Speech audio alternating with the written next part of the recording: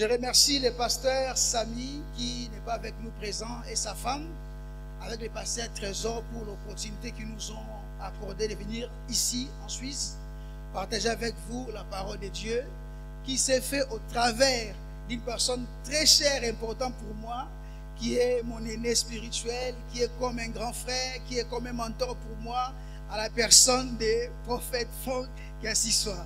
Donc vraiment, je bénis Dieu pour lui parce que ça fait plus de 25 ans qu'on est ensemble et dans le passé, Dieu nous a fait beaucoup de bien par lui. Amen. Quelqu'un que Dieu avait utilisé et qui avait fait beaucoup de choses et je suis pressé de te revoir encore comme aussi d'autres fois. Amen. Voilà. Est-ce que quelqu'un a trouvé la parole de Dieu dans Jean chapitre 4, verset 26? Sinon, je vais lire.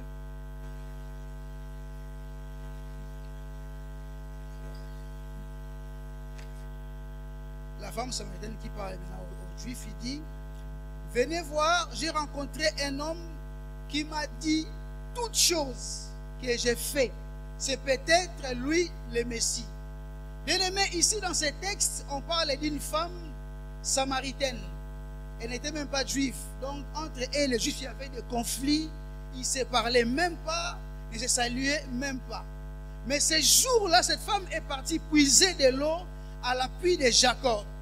Et en partant puiser de l'eau, elle fait rencontre avec une personne qu'on appelle le Christ. Jésus lui demande de l'eau pour qu'il puisse boire.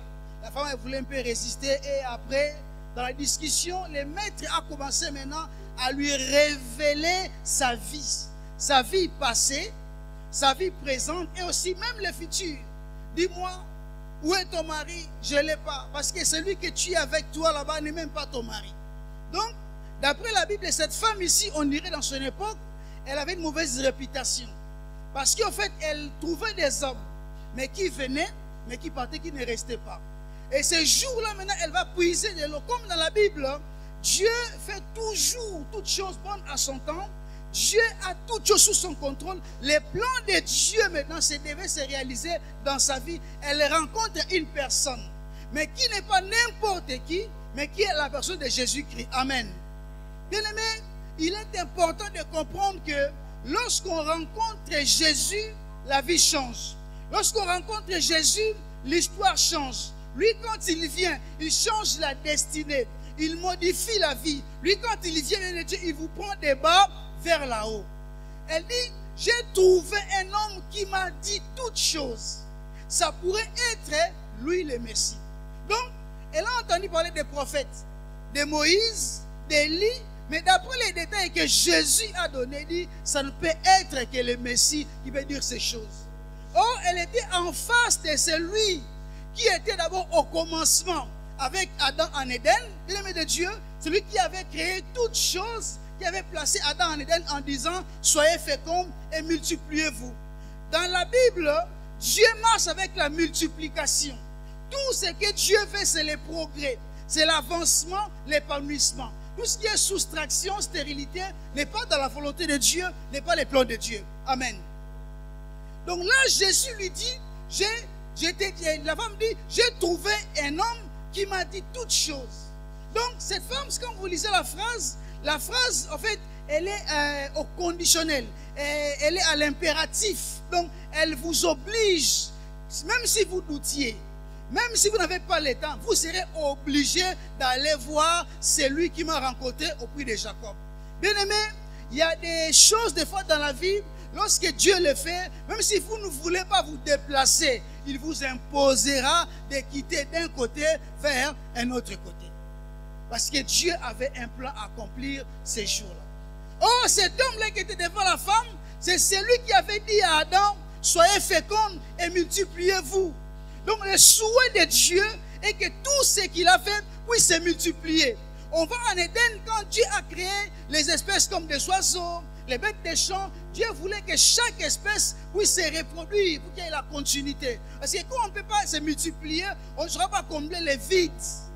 Il y a des vides ici qu'on doit combler, mais on doit faire quoi? On doit se multiplier. Alléluia. Or, on ne peut pas se multiplier si on n'est pas fécond. Pour se multiplier, d'abord, il faudra la fécondité. Bien-aimé de Dieu, je prends Éden sur le plan spirituel comme étant l'image de la première église créée par Dieu et Adam comme étant les pasteurs que Dieu avait placés dans Éden. Adam avait reçu une vision de Dieu pour multiplier afin d'occuper la terre. C'était la mission qu'Adam avait reçue de la part de Dieu. Or, pour se multiplier, il faudra avoir une sémence. Bien-aimé de Dieu, l'église est comme une femme. La femme doit être féconde. Quand elle reçoit la sémence, elle peut se multiplier. Mais si l'église Bethesda AVV veut se multiplier, on a besoin de quoi? De la sémence qui est la parole de Dieu. Alléluia. Voilà pourquoi ici on doit prêcher la parole. Il faut qu'on puisse prêcher la parole d'une manière à ce que la parole de Dieu puisse produire des résultats, à se multiplier, à attirer des âmes enseignées afin de remplir les vides qui est autour de nous. Parce que la volonté de Dieu est que les gens se multiplient, de combler les vides. Quand on ne peut pas se multiplier, on ne saura pas occuper les vides, on ne saura pas dominer, on ne saura pas assujettir, on ne saura pas influencer. Cette femme, la bien-aimée de Dieu, elle rencontre un Jésus qui lui révèle sa vie passée. Il y a beaucoup qui prêchent Jésus, mais un Jésus qu'ils ont lu dans les livres, à l'école biblique, il a vu à la télé, il a entendu parler. Bien aimé, pour pouvoir sortir, multiplier, impacter les gens, il faudrait que vous puissiez rencontrer lui-même les maîtres dans votre chemin. Alléluia. Ça, c'est le surnaturel. S'il vous rencontre, vous aurez un mot à dire dans le monde spirituel. Vous deviendrez comme lui. Ce que vous direz arriverez. Ce que vous direz impacterez. Vous toucherez les gens. Vous aurez l'attraction sur vous parce que le maître vous a rencontré. Aujourd'hui, l'église semble être impuissante à cause de ceux qui parlent de Jésus, qui sont entendus parler. Les choses de Dieu, il y a ce qu'on a entendu et de ce qu'on a vécu, de ce qu'on a vu. Alléluia.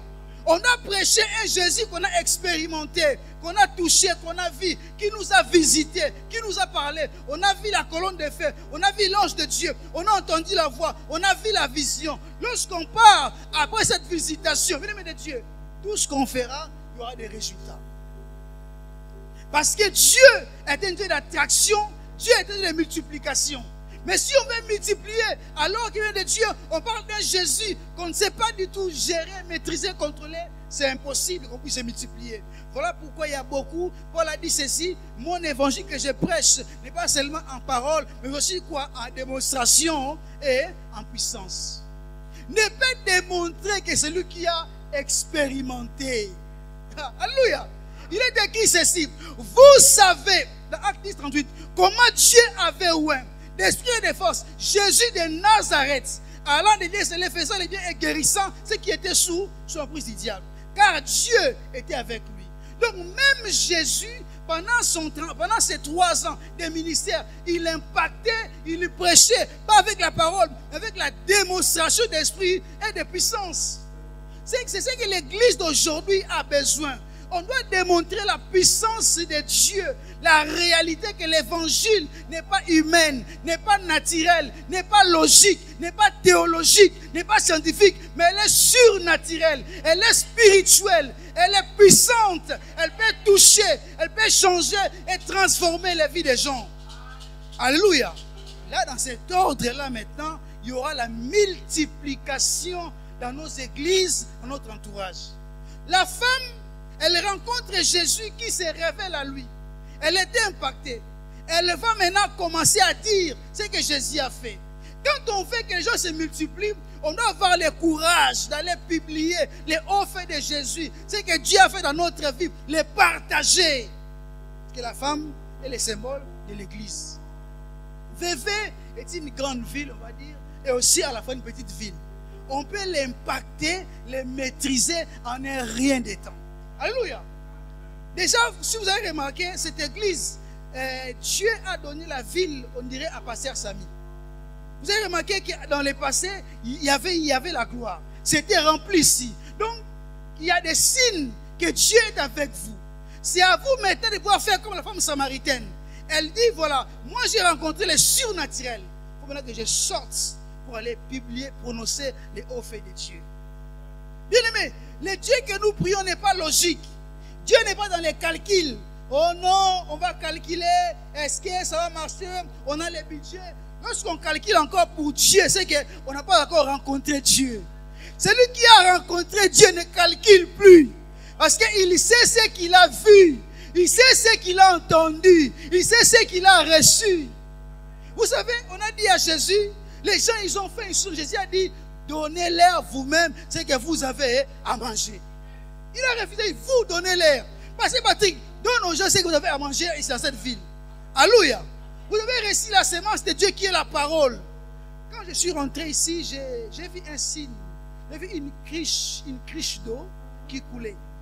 Et dans mon esprit, j'ai senti l'esprit de discernement me ramener à me faire comprendre que dans cette église ici, Dieu a répandu une grâce de la parole pure qui est prêchée, qui est enseignée en ces lieux. Et les gens qui vont venir s'asseoir ici, ils seront instruits, enseignés comme par Dieu lui-même. Alléluia. Maintenant, ce qu'il nous faut maintenant, nous vient de Dieu, on doit pouvoir aller les impacter. On doit les attirer.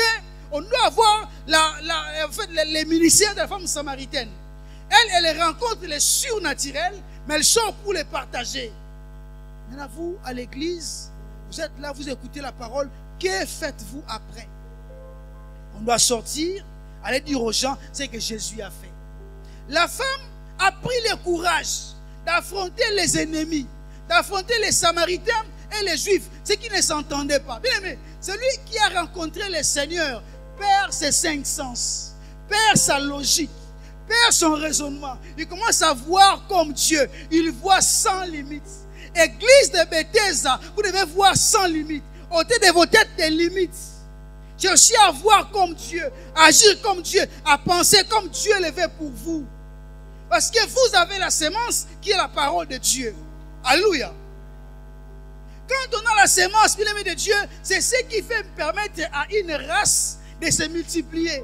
Une race qui ne peut se multiplier sera exterminée.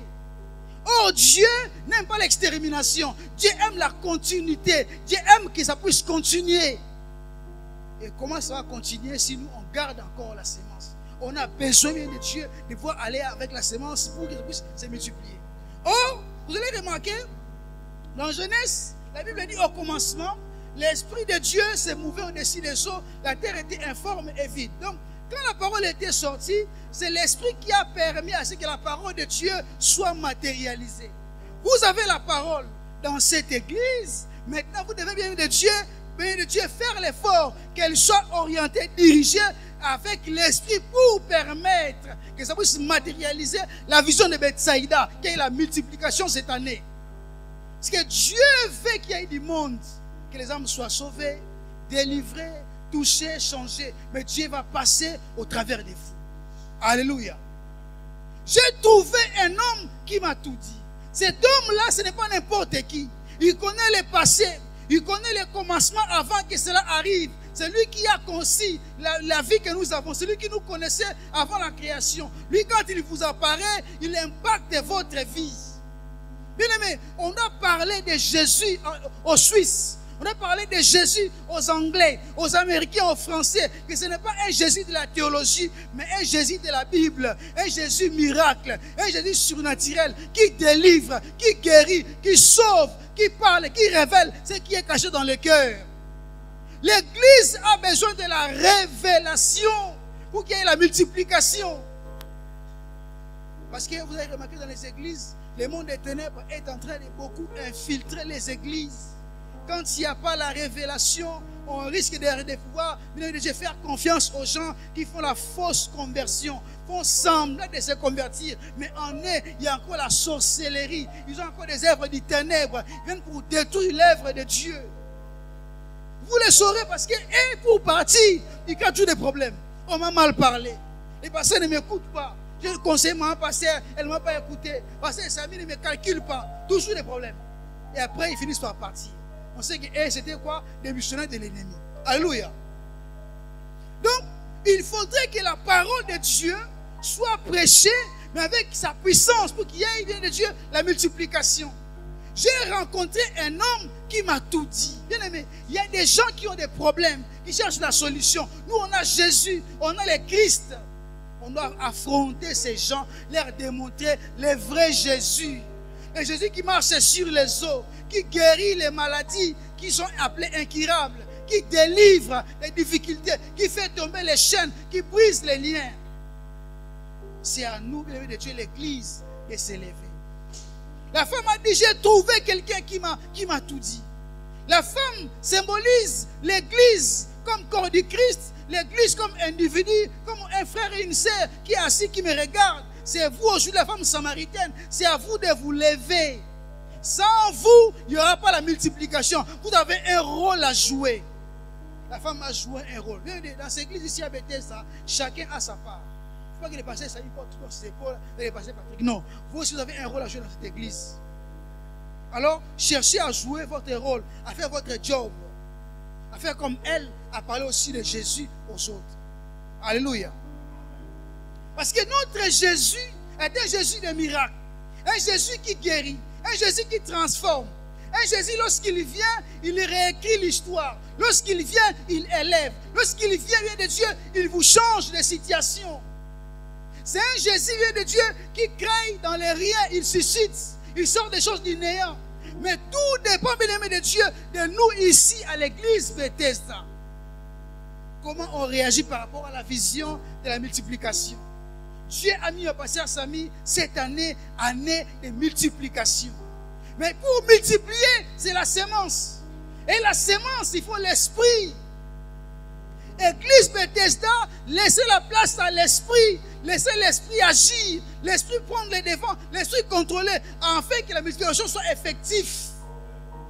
Alléluia. Il est temps de Dieu avait dit que celui qui a les oreilles entende, c'est que l'esprit fait quoi? Dit aux églises. On doit laisser la place à l'esprit afin que la parole de Dieu ait sa place dans le cœur. Il y a des hommes qui sont dehors, on ne pourra pas aller prêcher par les beaux discours, ils ne viendront pas. Pas par les beaux bâtiments, parce qu'en fait, eux, ils ne sont pas incrédules par eux-mêmes. Mais il y a un être puissant qui les empêche de croire. Maintenant, pour les ramener à l'église, il faut une puissance supérieure. Alléluia. Vous devez être revêtus. Bien-aimés de Dieu. Un jour, l'apôtre Pierre, qui n'était pas quelqu'un qui avait fait les longues études, qui ne connaissait pas même bien parler devant les gens, il se lève par là pendant quelques minutes. Il lit 3000 âmes furent quoi? Converties. Parce que Pierre était quoi? Revêtu de l'esprit. Donc, si vous apportez la parole de Dieu avec la force de l'esprit, vous êtes revêtu de l'esprit de Dieu qui va pouvoir toucher les cœurs des gens. Alléluia. Et il y aura ce qu'on appelle les changements, il y aura ce qu'on appelle la multiplication. Il y aura des gens qui vont pouvoir venir combler les vides qu'il y a à l'église. Parce que Dieu veut que les vides soient comblés. Dieu veut qu'on puisse y remplir l'espace qui nous attend derrière ici. J'ai prié Dieu qu'avant la fin de cette année, que la salle soit remplie. Alléluia. Est-ce que quelqu'un le croit? Est-ce que quelqu'un le croit? Quelqu'un le confesse? Quelqu'un l'accepte? Alléluia. Dieu va le faire. J'ai rencontré un homme qui m'a dit toutes choses. Là, ce n'est que Jésus qui connaît les secrets du cœur d'une personne. Il n'y a que lui qui connaît ce qui se cache dans votre passé, votre présent, votre futur. On a besoin des hommes et des femmes qui parlent de Jésus, d'un Jésus impactant, d'un Jésus influençant, un Jésus puissant, un Jésus attractif. Pas un Jésus que j'ai lu en hébreu, j'ai lu en grec, j'ai lu en araméen. C'est beau de lire. On a choisi par l'école pour apprendre la connaissance. Mais quand il n'y a pas la vie, ça ne sert à rien. Je suis pour la théologie, pour l'école biblique. Je suis pour. Je suis passé par là. Mais s'il n'y a pas l'esprit dedans, ça devient la religion. Ça va nous ennuyer. On va dormir. On va ronfler. Mais quand il y a l'esprit, un seul verbe, un seul alléluia, un seul amen peut guérir, peut toucher, peut changer. On a besoin de ça ici. Alléluia. C'est ce qu'on veut que Dieu fasse pour changer l'église. Un homme qui m'a tout dit. Mais Jésus a des solutions. Jésus a des réponses à vos questions. Jésus est celui qui peut répondre aux soucis de votre famille. Il peut être celui qui peut faire pour votre église. Mais c'est à nous et de Dieu d'expérimenter ce que Jésus est au travers de cette vision. On doit pouvoir rencontrer le véritable Jésus. Parce qu'elle a dit, celle-ci ne peut être que le Messie. Ce n'est pas Moïse, ce n'est pas Élie. Bien aimé, Jésus est différent de tout autre prophète. Alléluia. Moïse a fait des miracles, Josué a fait, Élie a fait, mais c'est que le Christ avait dit, si on pouvait écrire des livres, il n'allait pas avoir des livres sur la terre plus longs, plus grands pour écrire ce que le maître a fait. Et il est le même encore aujourd'hui. Il peut le faire encore aujourd'hui. C'est possible encore aujourd'hui dans cette église, dans cette ville. Dieu fait élever ici des jeunes filles, des jeunes garçons, des jeunes femmes qui vont pouvoir impacter la vie des bébés, attirer les gens, les ramener au salut à Christ. Alléluia. C'est à nous, aimés de Dieu, de pouvoir prendre maintenant la place de la femme samaritaine. D'aller, elle a pris le risque de commencer à parler, à parler, à parler. Est-ce que vous parlez de Jésus à vos enfants à la maison, à vos voisins des bâtiments, vos collègues du travail? Parlez de Jésus autour de vos proches. On a commencé à parler. Parce qu'il est de Dieu. Dieu n'a pas de bouche que votre bouche.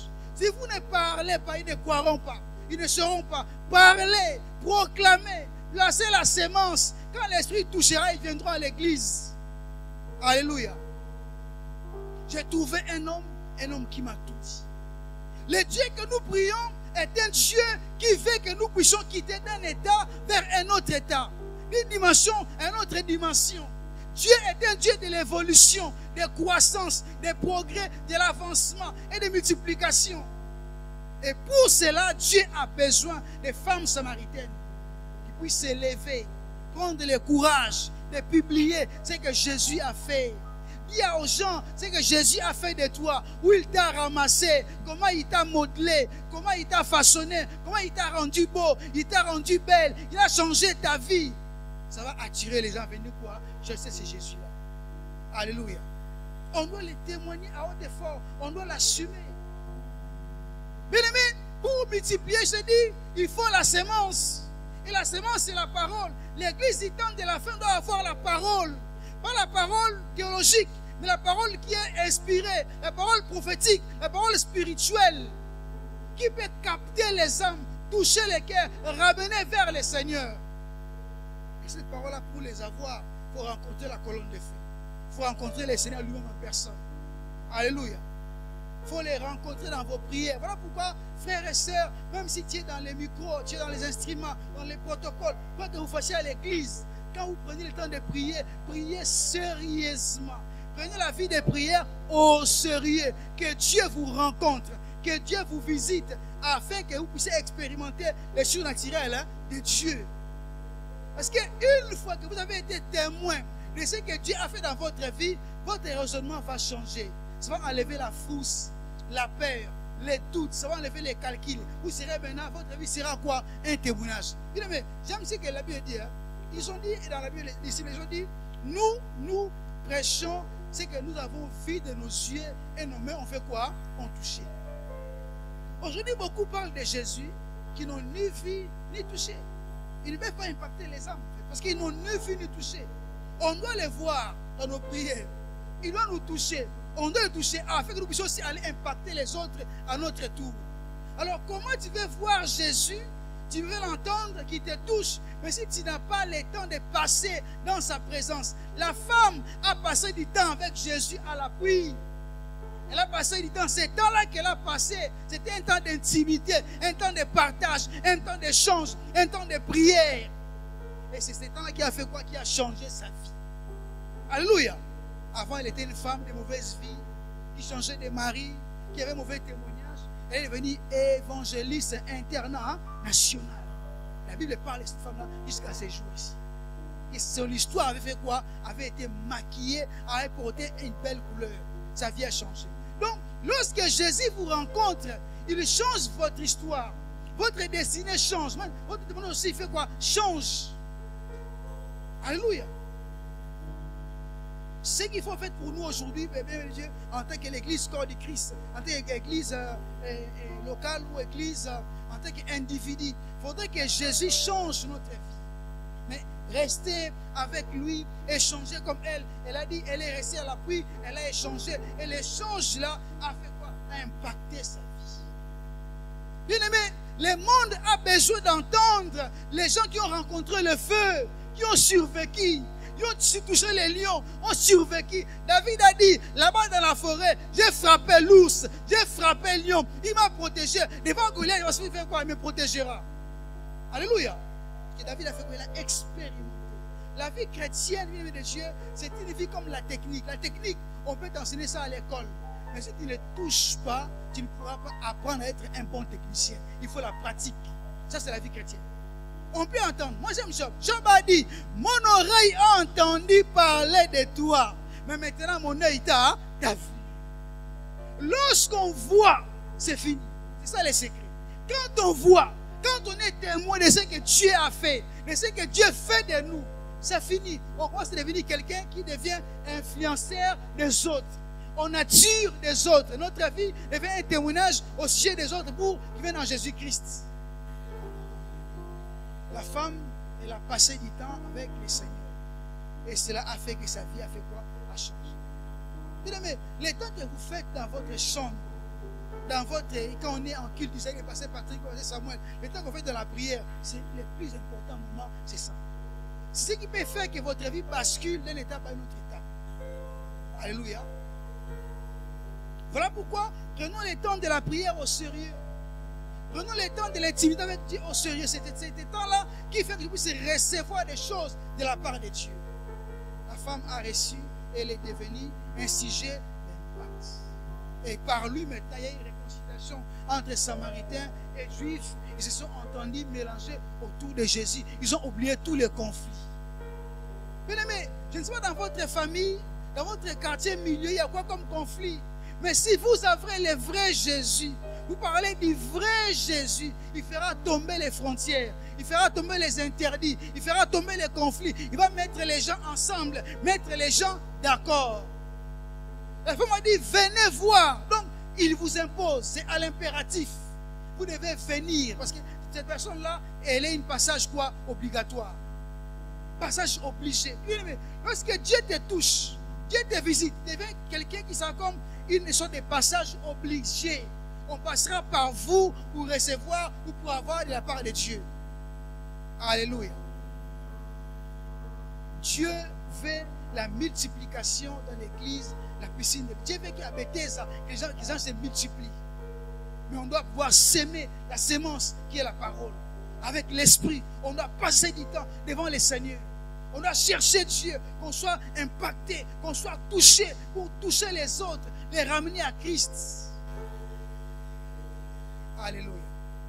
J'ai compris ce soir, quand tu vas prier Dieu, je veux que quelqu'un dise, Seigneur, je veux que tu puisses impacter ma vie. Alléluia.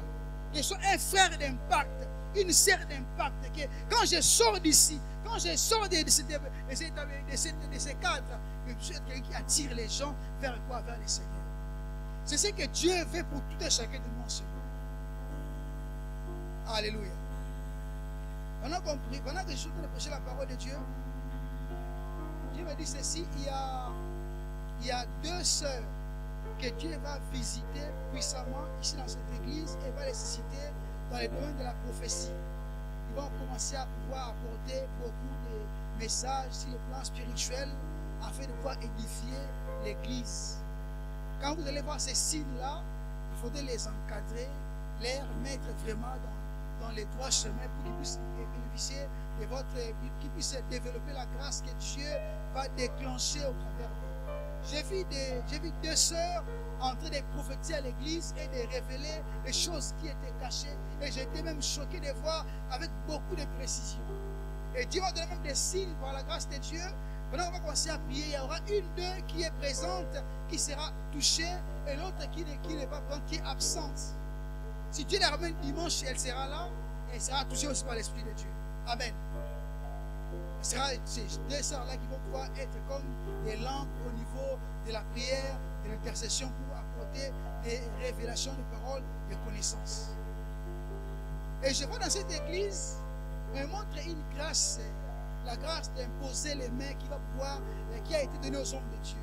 Si vous avez des problèmes, des choses, quand vous venez ici, faites confiance à vos parents, en fait, qui vous ont donné, à pasteur Samy, à pasteur Patrick, à ceux qui vous disent que je vois cette grâce-là, quand ils imposent les mains, je vois des gens en train de voir des solutions et de témoigner la main de Dieu. Au niveau des dons, on demande de la guérison. Alléluia. Alléluia. Gloire au Seigneur.